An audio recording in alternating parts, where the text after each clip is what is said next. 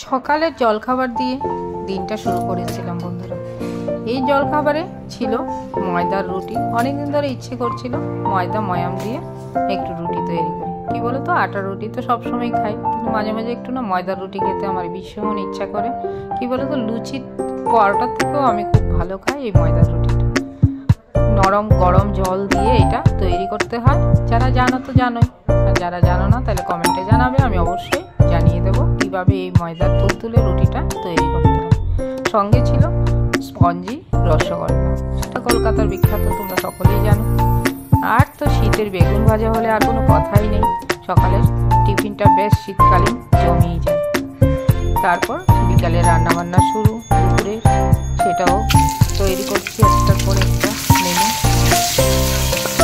সঙ্গে মাছ তো থাকবেই, রাতের জন্য কিছু তৈরি করে রাখতে হয়, তাই সকাল থেকেই রান্নাবান্নার একটা চলে। আর কে কে ফুলকপি আর ডিম দিয়ে তো খাও বলো তো? আমার কিন্তু এটা ভীষণ ভালো লাগে, কারণ ডিম তো আলাদা করাই যায়, কিন্তু ফুলকপি দিয়ে ডিম দিয়ে করে দেখো, এটাও ভীষণ টেস্টি একটা তরকারি হয়।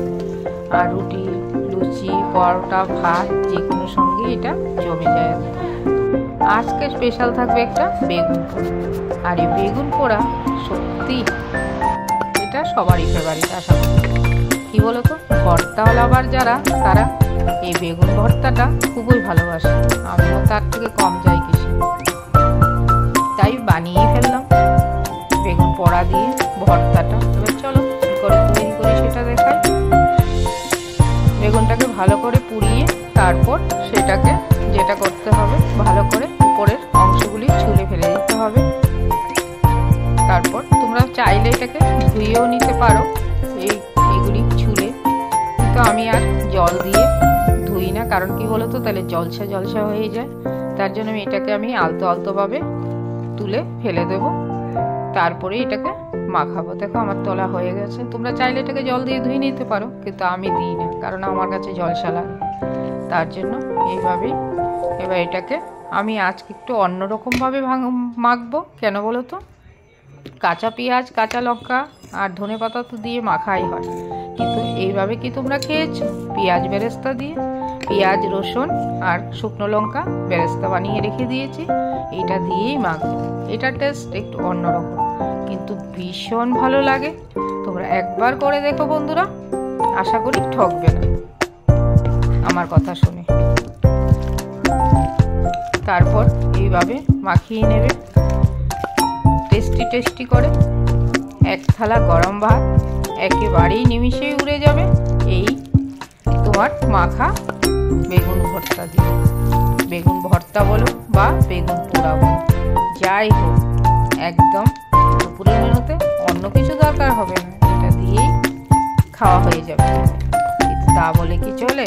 কিন্তু তার সঙ্গে তো বাড়িতে যেহেতু লোকজন রয়েছে, আরও কিছু রান্না করতেই হয়। চলো একটা থালি সাজানো যাক। সেই থালিতে আজকে কি রাখলাম সেটা দেখি। মেনুবেলায় সাদা ভাত, এখানে বেগুন পোড়া ভর্তা,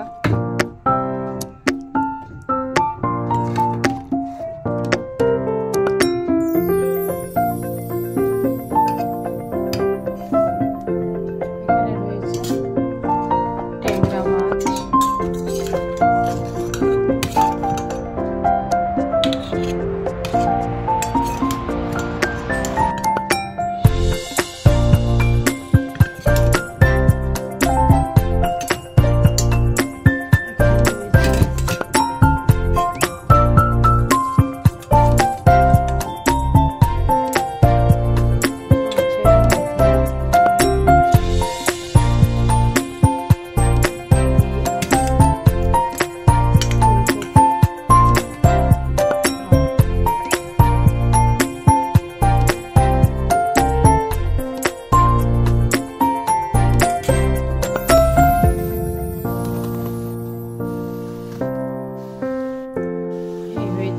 আজকের মেনু।